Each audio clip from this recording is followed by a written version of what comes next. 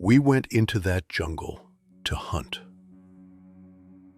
Where I'm from, in the interior of Goiás, Brazil, that's not just dangerous because of the jaguars and the snakes. There's something older in that forest, something that was watching before we arrived. That night on the river, I think it finally made its move. My name is Junior. I want to tell you something that happened to me, my two uncles, and a river in the interior of Goiás that the locals don't talk about lightly. This is not a story I've told many times. Not because I'm afraid of it, because every time I try, something about the telling feels like I'm pulling at something that should stay where it is. But here it is. The forest in that part of Goiás is nothing like what most people imagine when they think of Brazil. This isn't dry land. This is river forest, dense and dark and permanently wet. The kind of place where the roots of the trees reach into the water and the water reaches back. Where the canopy closes over you so completely that midday looks like dusk. Where the air itself has weight and smell, mud, vegetation, something alive and watching in every direction. Jaguars move through that forest. Cobras sleep in the roots. You learn very early that you don't go looking for trouble in there after dark. And you learn something else, something the older people in the region will tell you if you ask the right way, at the right time. That forest has a guardian. They call her the Mãe da Mata, the mother of the forest. She's not a legend to the people who live near that water. She's a fact. A spirit that has watched over that jungle since before anyone alive can remember. She protects what lives there, the animals, the trees, the river. And she does not forgive those who take more than they need. We went into that forest to hunt. We entered the forest in the morning, the three of us, me and my two uncles, men who had worked that land for years and knew it the way you only know a place after it has surprised you badly a few times. The plan was simple. Spend the day moving through the forest. At night, take the boat out on the river, find something to eat, come back to camp. That morning, the forest was alive the way it always is. Birds in the canopy, insects in the undergrowth, the constant low sound of everything breathing. We moved through the roots and the mud and the hanging vines, reading the ground the way you do when you know what you're looking at. And then, in one specific stretch of trail, it stopped. Not gradually, all at once. No birds, no insects, no movement in the leaves. The kind of silence that doesn't belong in a forest that wet and that dense. I stopped walking, stood there. My uncles kept going. They didn't feel it. I asked them later. They said everything seemed normal. I stood on that muddy path between the roots and tried to name what I was feeling. I couldn't. The people who know that region have a saying, the mother of the forest doesn't show herself to everyone. She marks the ones she's already decided to pay attention to. She lets them feel her presence, just enough to know she's there. I felt her that morning. My uncles didn't. I kept that to myself and kept walking. That night, the sounds started. Something moving around the perimeter of the camp, unhurried, deliberate. The sound of our things being touched, not moved, not taken, touched. Like something was taking inventory of what we'd brought into its territory. Nobody went to look.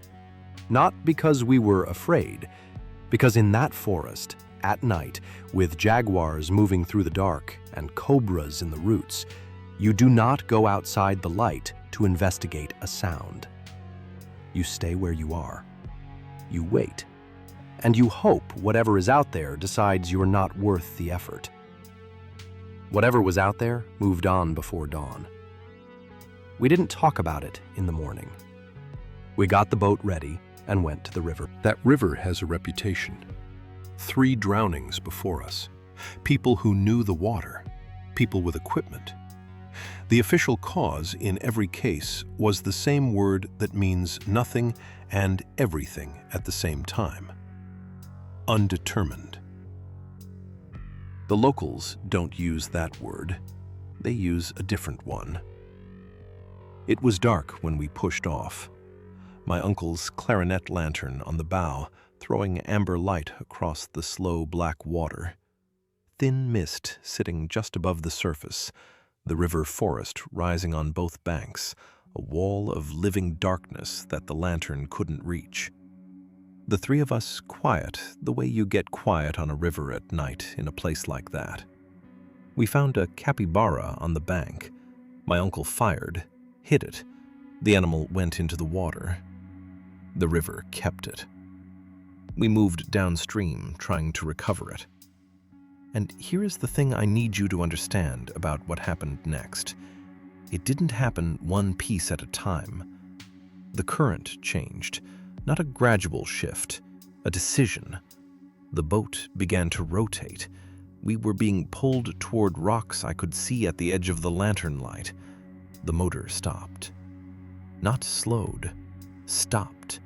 In the exact stretch of river where 3 people with equipment had already gone in and not come back. And then the lantern failed. One moment there was light, the next moment there was nothing. Complete darkness. On that river, with rocks somewhere ahead, and the current still turning us, and water already coming up over the side of the hull. We rowed, with everything we had. No proper oars, whatever our hands could find and grip and push against the black water, trying to break the rotation, trying to find the bank, trying to do anything other than wait for the rocks. I don't know how long that lasted. What I know is what I did in that darkness.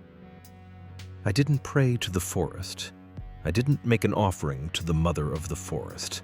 I had grown up with those stories. I believed them. I still believe them. But in that moment, in that darkness, with water in the hull and my uncles rowing blind beside me, there was only one thing I asked. I asked God. Not out loud, not with words that made sense, just, please, just not tonight. The lantern came back. Not gradually, not a flicker. It came back, full, immediate, like it had never left. And with the light, we could see. Water in the hull, more than I'd realized in the dark. We bailed. The boat steadied. We found our angle. We pulled away from the rocks. The motor started. The light came back before the motor, before we were safe, before anything was resolved. The light came back first, as if something needed us to be able to see before it would allow us to continue. I've thought about that sequence many times since. We made it to the bank. Stepped off onto the mud and stood there in the dark for a long time without speaking. The kind of silence that comes after something that doesn't have a name. When you're all standing in the same truth and none of you are ready to put words to it. The river kept the capybara. It kept everything we went in there to take. The mother of the forest protects what lives in her forest. The capybara was hers. The river recovered it. That's what the older people would say. And that night, I have no argument against it. But here is what I also know. I believe in the mother of the forest. I believe that forest has a guardian and that she was watching us from the moment we entered. I believe she marked me on that trail when the forest went silent and my uncles felt nothing. And I believe that in that darkness, on that river, When I asked God, something heard. I don't know if the mother of the forest let us go because we had taken only what we needed and nothing more. I don't know if something larger than her made a decision that night that she had no part in. What I know is this: the light came back. Not the motor, the light first. And we came home. If you've been in a place that felt like it was deciding about you, leave it in the comments. Every case in this archive started the same way.